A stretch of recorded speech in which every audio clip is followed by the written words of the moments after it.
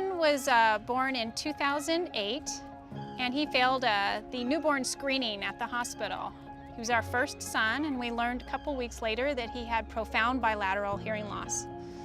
After about a year, we chose to have another son. We actually had him genetically tested in utero, and so we knew he was going to be born with some level of hearing loss as well. When he was born, he has a similar hearing loss, profound, so that they can't learn to speak with normal hearing aids.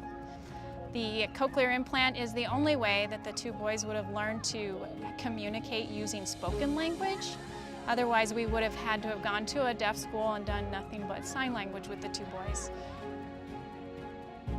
This is an example of one of my boys' cochlear implants. It comes in about 4 or 5 pieces. When we get a lot of static building up on them, you can short a battery, you can destroy one of these coils, you can actually completely fry one of the processors and have to replace that because of that. That's about $2,500 to purchase one of these. When we would go to playgrounds, we would take off their equipment so we wouldn't damage it.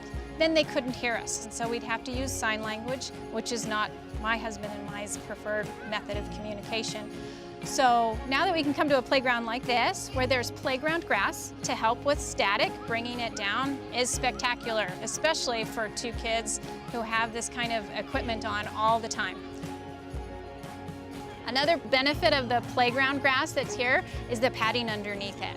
We don't have to worry about damaged parts. We don't have to worry about an ESD shorting the whole processor and having to replace a piece of equipment. They can have fun, they can communicate with each other, and they can communicate with all the other kids that are out here.